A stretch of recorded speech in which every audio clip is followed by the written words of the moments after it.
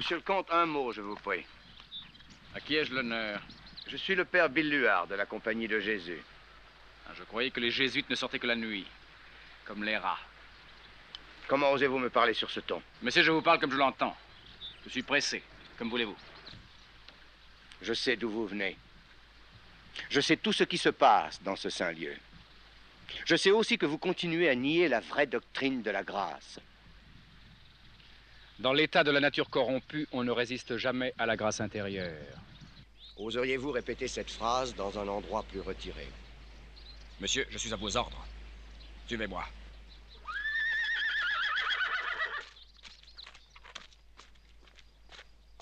Ah, messieurs, voulez-vous nous accompagner et nous servir de témoins? C'est pour quoi faire? Il s'agit d'un duel. Ouais, mais nous, on n'y connaît rien, vous savez. Qu'à cela ne tienne, vous jugerez selon votre conscience. Oh. Venez. Oh bon. Oh.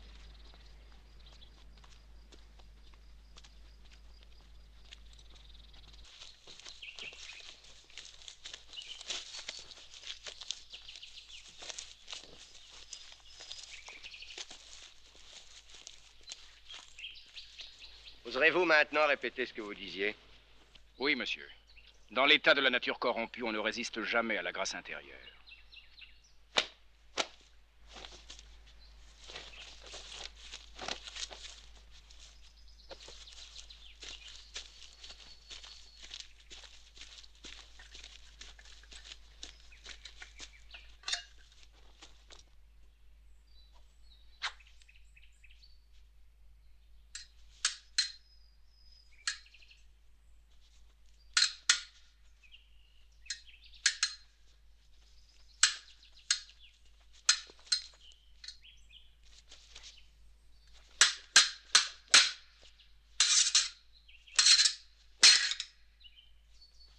La grâce n'obtient pas toujours l'effet pour lequel elle est donnée de Dieu.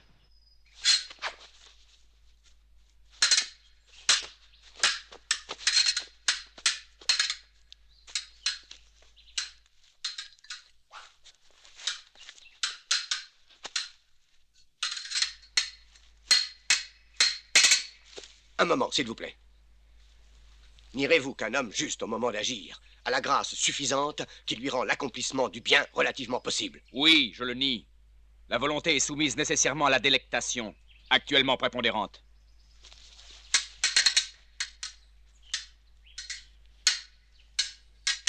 Pour mériter et démériter dans l'état de la nature corrompue, il n'est pas nécessaire que l'homme ait une liberté exempte de nécessité.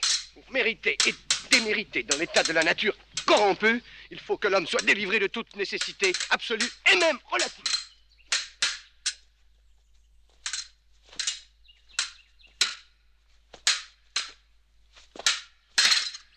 C'est une erreur semi-pélagienne de soutenir que Jésus-Christ est mort généralement pour tous les hommes. Vous faites injure à la bonté divine.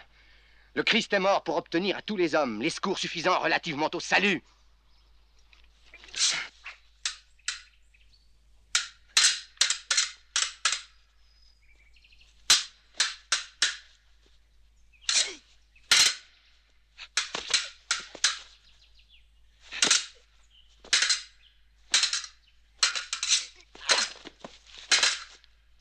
La volonté antécédente n'est qu'une simple velléité.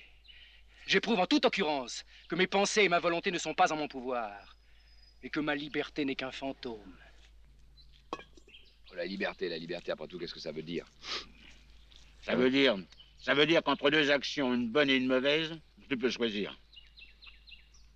Ouais, mais Dieu, il sait tout, non? Alors, si je choisis l'action mauvaise, il le savait depuis longtemps. Bah, évidemment.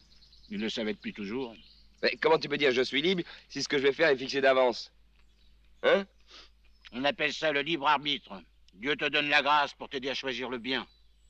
Mais puisqu'il sait que je vais choisir le mal, c'est lui qui l'a décidé, c'est pas moi, hein?